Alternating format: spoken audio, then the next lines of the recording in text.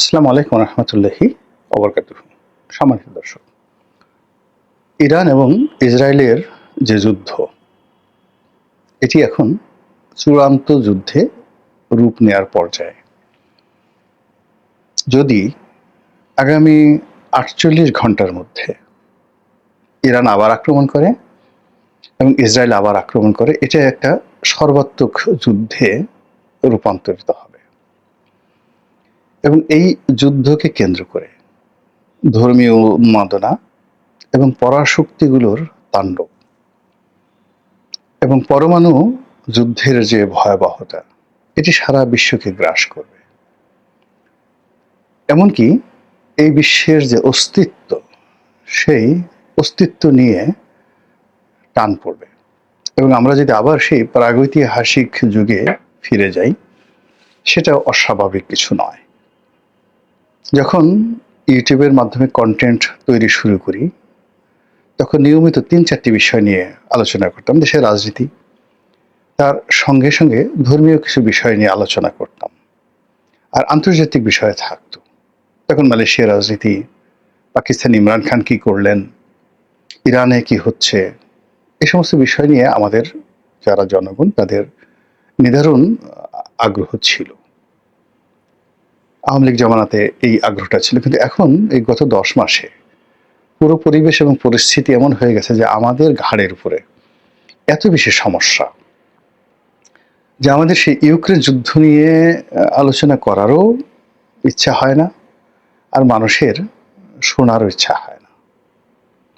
আমাদের অর্থনৈতিক সমস্যা, আমাদের রাজনৈতিক সমস্যা, আমাদের সীমান্ত সমস্যা, ভারতের সাথে আমাদের সমস্যা, আমাদের বন্দর নিয়ে সমস্যা, বিএনপি জামাতের সমস্যা, ইলেকশন নিয়ে সমস্যা, সব মিলিয়ে ১৮ কোটি মানুষ আমাদের, যারা বলছেন যে এখন ডক্টর মোহাম্মদ ইউনূস, তিনি কিন্তু একটা কথা বেফাসলে বলে ফেলেছেন যে এখানে গাজার মতো পরিস্থিতি বিরাজ করছে। হয়তো আমাদের শিল্প কলকারখানা, বাড়িঘর ওই গাজার মতো ওইভাবে ভেঙে যায়নি, কিন্তু আমাদের মন এবং মস্তিষ্কে যে ভয়, আতঙ্ক, অনিশ্চয়তা, এটা গাজাবাসীর মতোই হয়ে গেছে। এরকম একটা কথা কিন্তু প্রধান উপদেষ্টা বলেছিলেন এবং ব্যাপক সমালোচনা হয়েছিল তখন সেটি নিয়ে।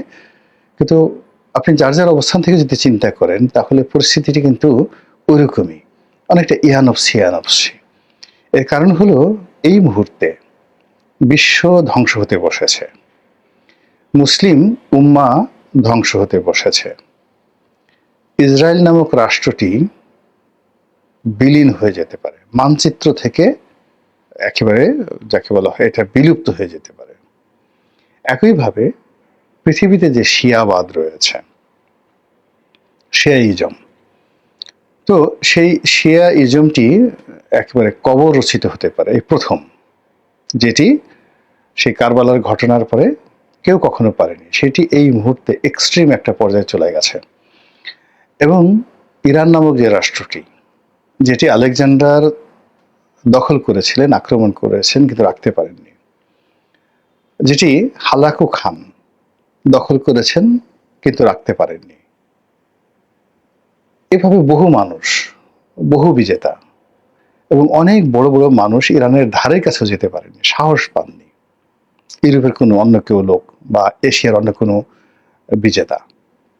তো সেই রকম একটা রাষ্ট্রের সঙ্গে এখন ইংল্যান্ড, ফ্রান্স, আমেরিকা, তারা প্রক্সি যুদ্ধ করার জন্য তাদের সমস্ত শক্তি নিয়ে পারস্য উপসাগর, আরব সাগর থেকে শুরু করে পার্শ্ববর্তী যে সকল সাগর রয়েছে, ভূমধ্য সাগর, সব জায়গাতে তারা ব্যাপক রণপ্রস্তুতি নিয়ে দাঁড়িয়ে আছে।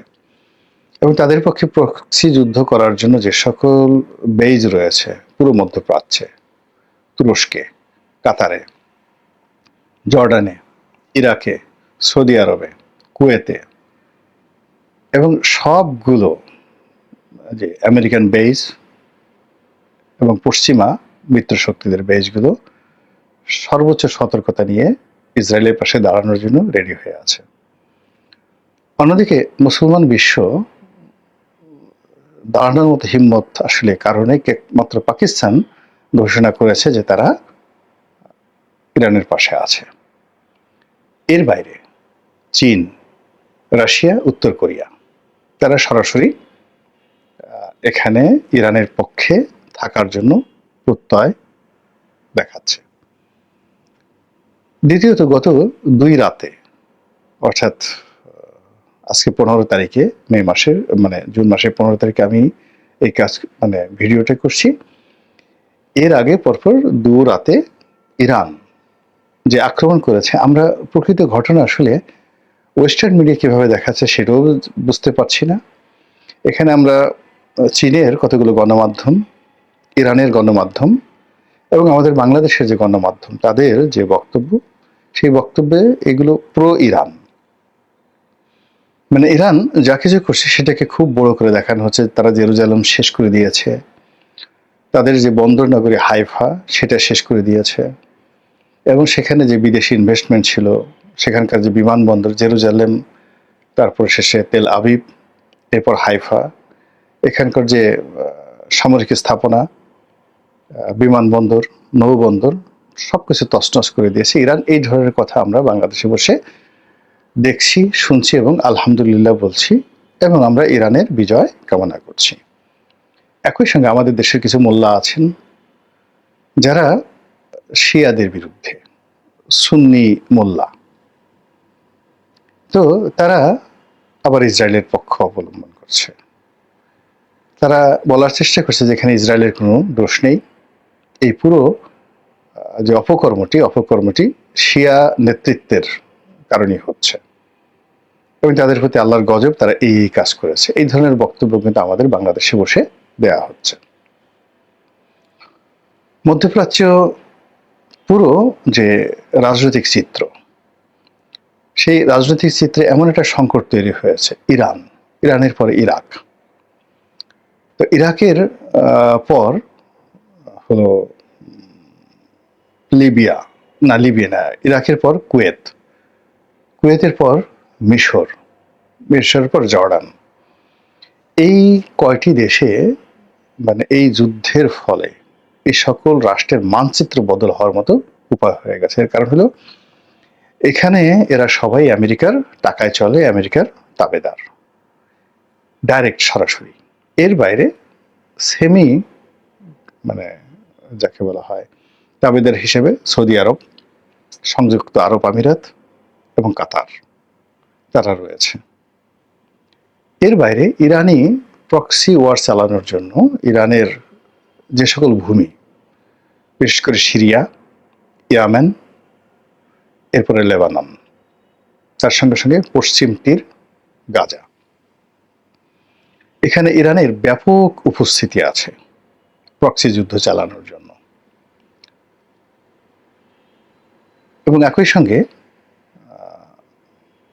যেটাকে রেড সি বলা হয়, লোহিত সাগর, তো লোহিত সাগর, পারস্য উপসাগর, আরব সাগর, ভূমধ্য সাগর, এই 3টি সাগরের সঙ্গে সঙ্গে খুবই গুরুত্বপূর্ণ 2টো জলপথ, অর্থাৎ কায়রো মিশরের আন্ডারে, কিন্তু এখানে ইচ্ছা করলে ইরান ইন্টারভেন করতে পারে, সেটা হলো সুয়েজ খাল। আরেকটা হলো হরমুজ প্রণালী,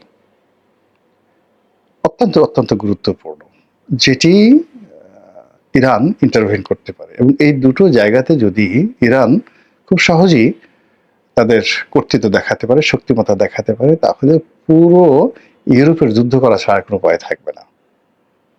আর ইউরোপ যখন এখানে যুদ্ধ করবে, যে যুদ্ধ আলটিমেটলি একটা প্রক্সি যুদ্ধ ইউরোপের সঙ্গে চলছে আমেরিকার,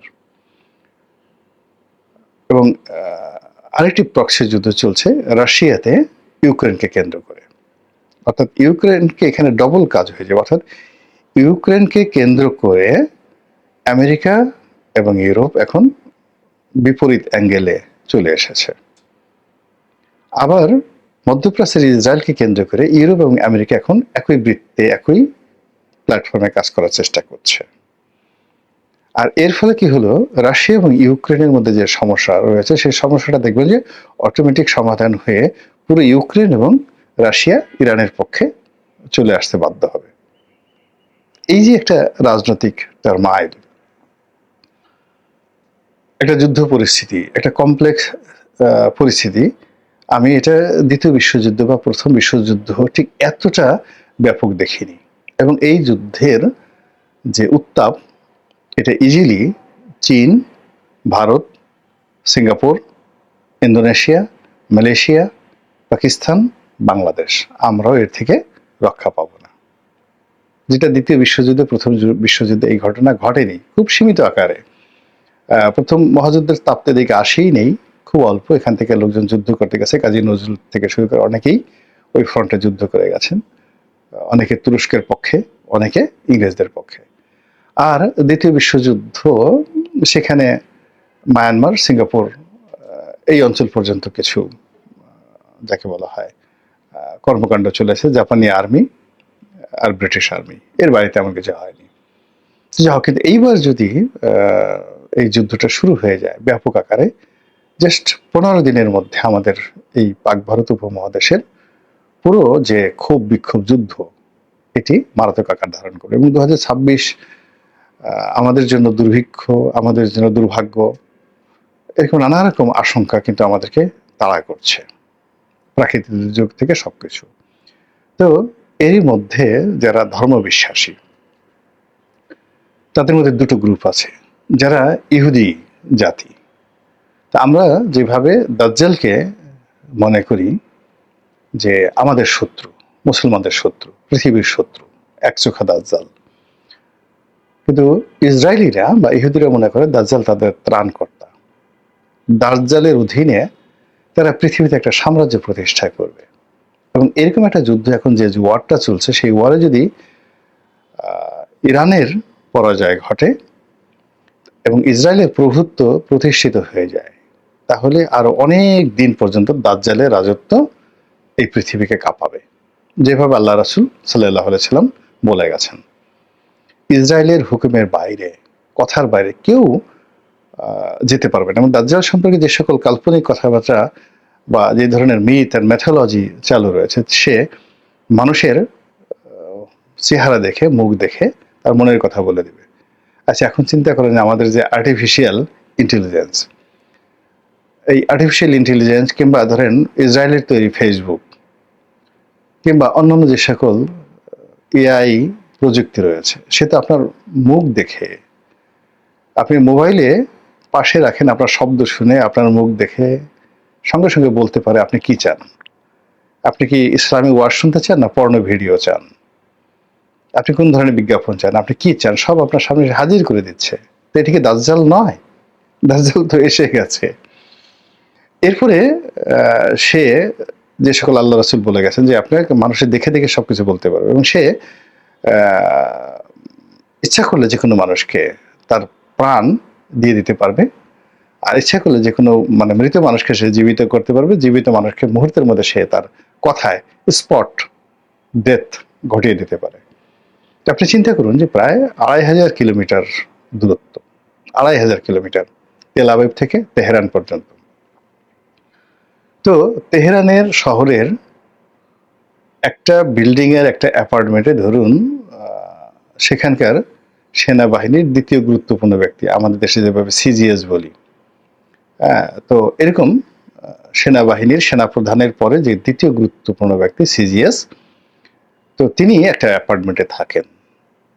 তেল আবিব থেকে সে ক্ষেপণাস্ত্র ছুড়ল, সেই ক্ষেপণাস্ত্র গিয়ে তেহরান নগরীর ঠিক সেই অ্যাপার্টমেন্টটাকে ধ্বংস করে দিয়ে পুরো ফ্যামিলিটাকে শেষ করে দিল।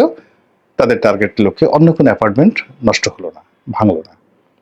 আচ্ছা, আপনি এটাকে কি দাজ্জাল বলবেন না কি বলবেন বলেন তো? কি প্রযুক্তি চলছে এখন এখানে? তো আপনার দোয়া দরুদ তসবির ব্যাপার না, কি প্রযুক্তি কোথায় চলে গেছে?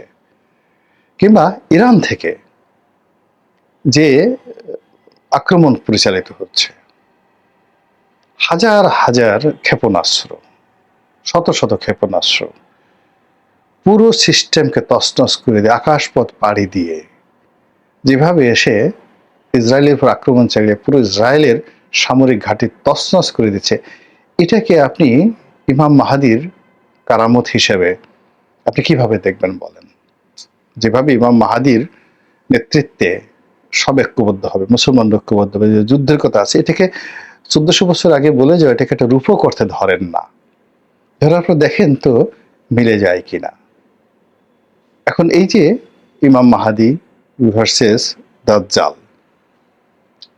আমরা যেভাবে কল্পনা করি, ছবি আঁকি, দাজ্জাল মিন্স একজন পার্সন, তার একটা চোখ থাকবে কপালের মধ্যে, তিনি হবেন এক চোখা, এরকম।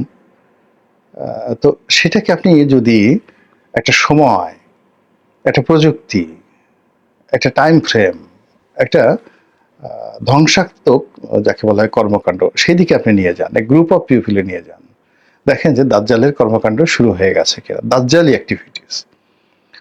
আবার যদি মুসলমানদের রিভাইভের ব্যাপার আসে, মুসলমানরা গত সেই বলতে গেলে